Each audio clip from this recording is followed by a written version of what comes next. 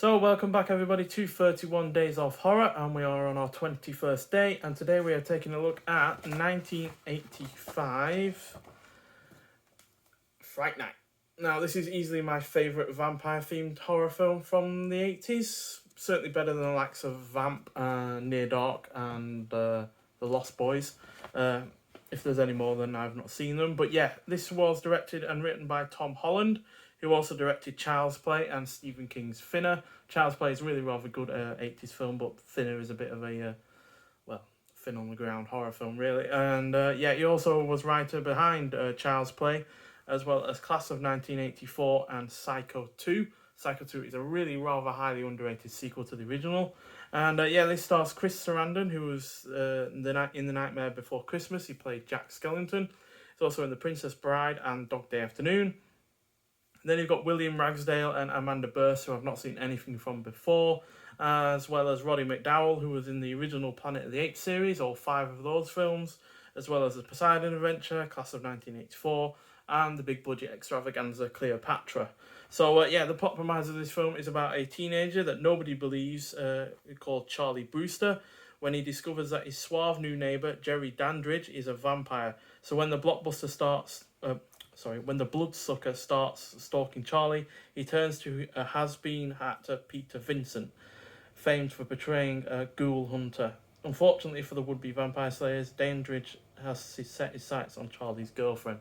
So, Jerry Dandridge is played by Chris Sarandon, Charlie Brewster is played by William Ragsdale, and Peter Vincent is played by Roddy McDowall, and Amanda Burst plays William Ragsdale character's girlfriend. So, really, on the whole, I really enjoy this film. You can tell that in terms of Peter Vincent, it's kind of a mix between Vincent Price's name and Peter Cushing's name, both of which were obviously mega horror stars at the time and beforehand.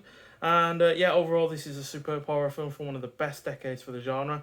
That, like many of from the decade, it mixes comedy really well to make it endlessly entertaining and engrossing.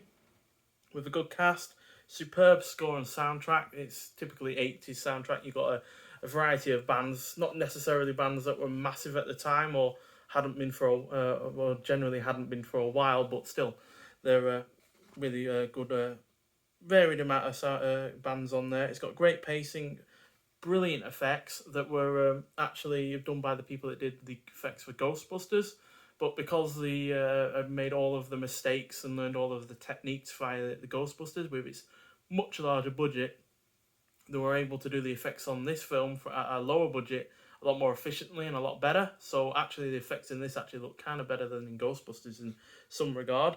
It's got several laughs throughout, it's solidly shot, has an engrossing plot throughout, and it features some neat revisions to vampire lore, and this still manages to delight while also be really rather scary, even after numerous viewings. So really good balance between its comedy and horror elements, and I like the fact that it's kind of parodying other horror films and other horror actors as well, because the character of Peter Vincent, like I said, is a mix between Vincent Price and Peter Cushing.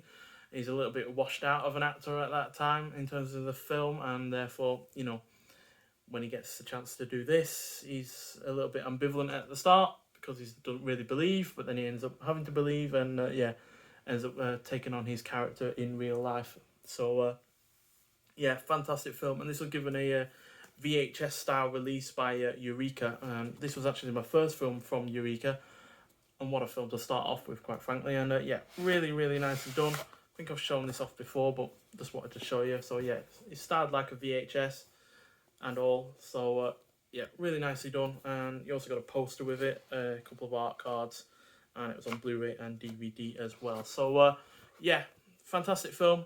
Easily one of my favourites from the 80s, especially in terms of comedy and horror. It's right up there with the likes of Gremlins and other comedy horror films that are currently slipping my mind. But regardless, thanks for watching, and I'll see you in the next one. Bye.